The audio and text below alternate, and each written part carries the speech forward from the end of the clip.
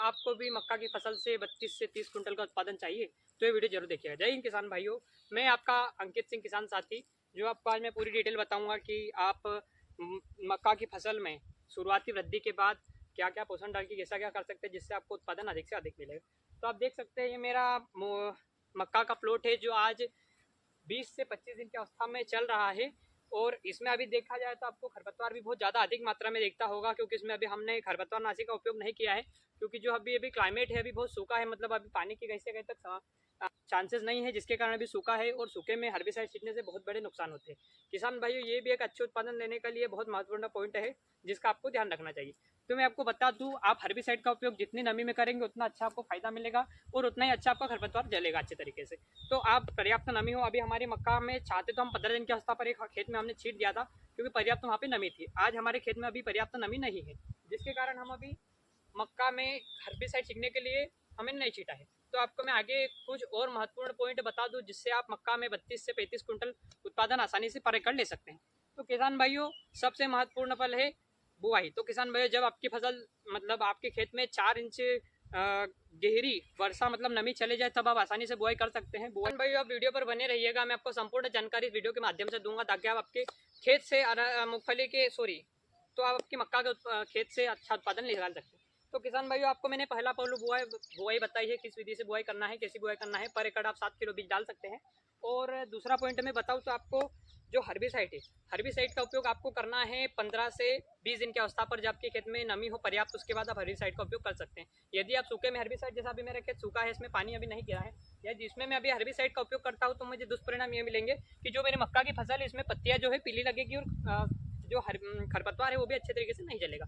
तो किसान भाइयों, दूसरा पॉइंट है टॉप ड्रेसिंग। तो किसान भाइयों, सबसे महत्वपूर्ण और फसल का सबसे प्रथम चरण है टॉप ड्रेसिंग। टॉप ड्रेसिंग करना क्यों आवश्यक है? क्योंकि जो अभी देख सकते हैं, अभी जो मेरी मक्का की फसल है जो 20 से 25 दिन में अभी रन कर रही है, और इस समय में यदि मैं इसे पर्याप्त पोषण आहार देता हूं तो ये फसल आगे चल के बहुत अच्छा उत्पादन निकालने में सहायक रहेगी। तो किसान भाइयों, अधिकतर किसान भाइयों के मन में सवाल रहता है कि कौन सा खाद दिया जाए, कितनी मात्रा में दिया जाए। तो किसान भाइयों, मैं सबसे पहले टॉपिक 1 पे आपको पूरी जानकारी दूंगा कि आप खाद कितना ले सकते हैं और किस प्रकार इसको डाल सकते हैं। तो सबसे पहले मैं बता दूं, आपको यूरिया लेना है 30 किलो, मात्र 30 किलो। जी हाँ किसान भाइयों, क्योंकि जो आप यूरिया देते हैं वो यदि आप इकट्ठा एक बार में दे देते हैं तो उसका असर इतना नहीं होता जितना 2 से 3 बार देने में देखा जाएगा। पर एकड़ आपको 105 केजी यूरिया देना है। 90% किसान भाई ये गलती करते हैं, जो आपको मैं अभी गलती आगे बताने वाला हूँ, जिसके कारण उत्पादन उनका बहुत कम रह जाता है। हमारे इलाके में भी जो किसान एक ही मेर के किसान रहते हैं, जिनका उत्पादन एक खेत में 15 कुंटल निकलता है, तो एक खेत में वही जमीन वैसे ही मिट्टी में 32 से 35 कुंटल उत्पादन निकलता है। इसका प्रमुख कारण क्या है? किसान भाई समय से काम करना। खेती में एक महत्वपूर्ण काम है, यदि आप समय से काम करते हो तो आपको उत्पादन अच्छा मिलेगा। तो जी हाँ किसान भाई, मैंने आपको बताया यूरिया आपको लेना है पहले डोज में, पर एकड़ के हिसाब से मैं बता रहा हूँ। आपको पहले टॉप ड्रेसिंग में लेना है 30 केजी यूरिया, जिसके साथ 5 किलो जिंक और 12.5 किलो पोटास। ऐसे यदि आप 2 एकड़ में समझे तो 60 केजी यूरिया, 8 किलो जिंक और 25 किलो पोटास आप ले सकते हैं। इससे क्या होगा, आपकी फसल में शुरुआत वृद्धि बहुत अच्छे तरीके से होगी। नाइट्रोजन क्या काम करे किसान में, आपको सबको अच्छे से पता होगा। नाइट्रोजन पौधे को हरा भरा रखने में काम में आएगा। तो जो जो आपने पोटास दिया है, पोटास क्या कार्य करेगा, जो आपका ये तना होता है, जो शुरुआती वृद्धि में हवाएं चलती हैं, अभी भी जैसे हवाएं बहुत तेज गति में चल रही है, तो इसको झुकने से बचाएगा और पौधे में पर्याप्त प्रकाश संश्लेषण की क्रिया अवश्य होगी। और जो जिंक है, जिंक की आपको कमी तो पता ही है, जिसके कारण नाइट्रोजन की कमी के कारण पौधे के निचले हिस्से की पत्तियां पीली होती है, और जिंक की कमी के कारण पौधे के ऊपर की पत्तियां पीली होती है। तो किसान भाइयों, यदि आप पर्याप्त समय में, पर्याप्त मौसम में, पर्याप्त नमी के साथ करते हैं, यूरिया खाद देते हैं, तो आपको बहुत अच्छा परिणाम मिलेगा। तो दूसरे चरण पे जाते हैं कि यूरिया देने के बाद क्या करें। किसान भाइयों, जब आप यूरिया देंगे तो आपकी अवस्था रहेगी फसल की 30 दिन की अवस्था, मतलब 25 से 30 दिन की आपकी फसल हो चुकी होगी। जिसके बाद आपको महत्वपूर्ण ध्यान रखना है कि आप इल्ली, जो इसमें इल्ली का बहुत ज्यादा प्रकोप होता है मक्का का। खैर, जो रबी की मक्का होती है उसमें बहुत ज्यादा इल्ली का प्रकोप होता है, अभी खरीफ की मक्का में इतना प्रकोप नहीं दिखता। लेकिन फिर भी आप खेत का निरीक्षण करते रहिएगा और देखते रहिएगा कि अपने खेत में किस प्रकार इल्ली का प्रकोप है। हमारे जैसा अभी कुछ कुछ पौधों में दिख रही है, लेकिन अभी उसमें स्प्रे नहीं करेंगे, क्योंकि अभी बहुत कम समय में अभी हमारी फसल छोटी भी है, और इसमें अभी हमें हर्बिसाइड का स्प्रे भी करना है, जिसके बाद हम उसका स्प्रे करेंगे। यदि आपके खेत में प्रकोप ज़्यादा है तो आप आसानी से पहले भी कर सकते हैं, ऐसा कोई जरूरी नहीं है, वो डिपेंड करता है आपकी खेत की स्थिति पर। तो किसान भाइयों, आगे आपको कंट्रोल रखना है इल्ली पर। इल्ली के लिए मैं आपको डोज बता दूं तो आपको इमामेक्टिन बेंजोएट लेना है और साथ में पॉलीट्रिन लेना है। सुंदर डोज ले ज़्यादा किसी की बातों में बहकावे में ना आए, ज़्यादा महंगा डोज ना ले। साथ में बता दूँ, इमामेक्टिन, बेंजोइड और पोलेटिन के साथ यदि आपकी फसल कमजोर लगती है तो आप उसमें NPK 19-19-19 आराम से ले सकते हैं, जिससे आपको बहुत बढ़िया शुरुआती वृद्धि मिलेगी।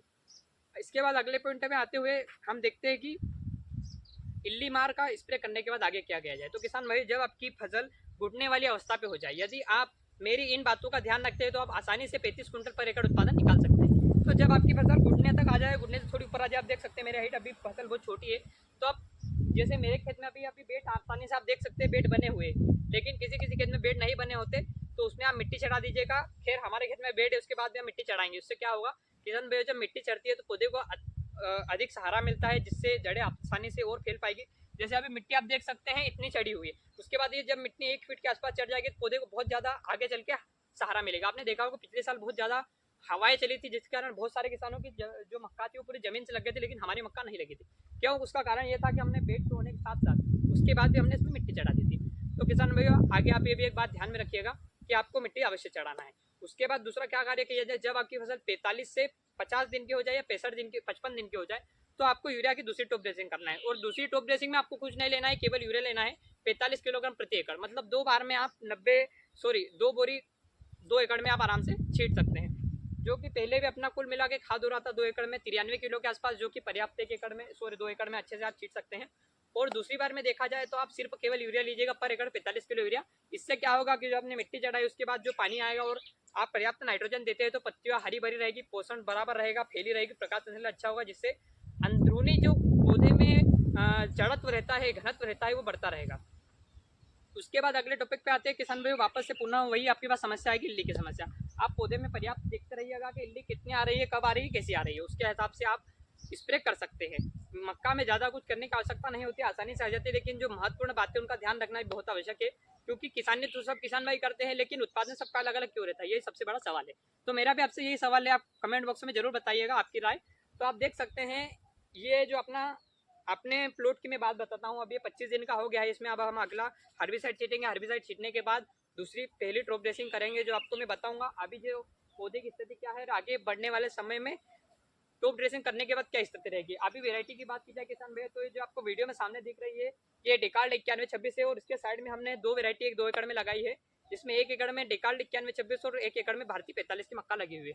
देखा जाए तो ये जो डेकार्ड 9126 मक्का है, ये हमने पहली बार ट्राई की है, जो हमारे मित्रों ने हमसे बताया था, ये बहुत अच्छी वेरायटी है। तो आप भी ऐसी किसी की बातों में ना आए, पहले आप फसल को देखे समझे उसके बाद, नहीं तो हर मक्का की वैरायटी जो अपने मिट्टी के अनुसार बढ़ती है, क्योंकि उधर हमारी ज़मीन जो है कमज़ोर है और इधर हमारे ये काली मिट्टी है जो कि भारी जमीन है, जिसके कारण हमने डेकार्ड लगाई है, उधर भारतीय 45 लगाई। तो किसान भाइयों, अब आते हैं अपन पुनः अपने टॉपिक पर। तो वीडियो में आप बने रहेगा, वीडियो पसंद आए तो लाइक शेयर कमेंट जरूर कीजिएगा। आगे अपन जानकारी कंटिन्यू रखते हैं। तो जब आप घुटना अवस्था पर मिट्टी चढ़ा देते, यूरिया दे देते, तो आपका एक महत्वपूर्ण काम खत्म हो जाता है। उसके बाद आप ध्यान रखिए, पौधे की निगरानी हमेशा करते रहे, खेत में जाते रहे, घुसते रहे, मक्का को देख के ये ना डरे कि उसमें कैसे जाऊँ, क्या करूँ, बाहर से देख लेता हूँ। किसान भैया, जो बाहर नहीं दिखता वो अंदर महत्वपूर्ण दिखेगा, और सबसे मेन समस्या केंद्र से ही उत्पन्न होती है। तो किसान भैया, आप जरूर से जरूर खेत में अंदर जाकर निरीक्षण करते रहें, ताकि आपको बहुत से बहुत अच्छा फायदा मिलेगा। तो दूसरी बात भी यही बताना चाहता हूँ कि आप सेकेंड बार में जब आप दूसरी टॉप ड्रेसिंग कर देते हैं, उसके बाद भी आप बहुत अच्छे से ध्यान रखिएगा इल्ली का। अब तीसरी टॉप ड्रेसिंग आपको कब करना है, यदि पानी ना आए, फ्रूट पड़ जाए, जिससे पानी ना आता है और मिट्टी सूख जाए, तो आपके पास पानी बचता हो तो आप पानी जरूर दे दीजिएगा। आपको लगे कि मिट्टी सूख गई है तो आप आसानी से पानी दे दीजिएगा, ठीक है। उसके बाद देखा जाए कि तीसरी टॉप ड्रेसिंग, तो किसान भाई, जब आपकी फसल में जो भुट्टे के ऊपर बाल आते हैं, रेशमी बाल, मतलब भुट्टा सिर्फ इतना सा निकलता है, उस पर रेशमी बाल आ जाए, तब आप तीसरी टॉप ड्रेसिंग कर सकते हैं। तीसरी टॉप ड्रेसिंग में वही लेना है जो अपन ने पहली टॉप ड्रेसिंग में लिया था। मैंने बताया था 30 किलो पर एकड़ यूरिया, 12.5 किलो पर एकड़ पोटास, और लास्ट में आपने जब जिंक नहीं दिया हो तो इस टाइम जिंक दे दीजिए, और जिंक दे दिया हो तो इस टाइम आप सागरिका या कोई सा भी माइक्रो न्यूट्रिएंट दे सकते हैं, जिससे आपको ये फायदा होगा कि जो आपके शुरुआती पौधे शुरुआती जो भुट्टे की बनावट होगी वो बहुत बड़ी होगी, और उसमें दाना खचाखच अच्छे से भरेगा, जिसका सीधा सीधा असर पड़ेगा आपके उत्पादन पे। तो किसान भाइयों, आपको ये जानकारी कैसी लगी? ऐसी ही मक्का से जुड़ी, अरहर से जुड़ी, तिल से जुड़ी जानकारी के लिए हमारे चैनल से आप जुड़े रहिए। किसान साथी हमारे साथ के साथ है। जय हिंद, जय भारत।